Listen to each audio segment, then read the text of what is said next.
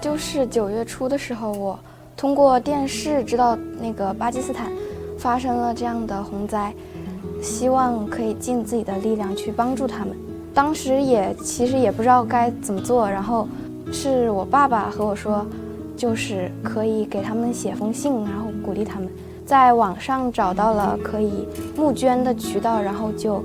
给他们捐了款。我寄了信之后，当时可能想哈克先生平时比较忙，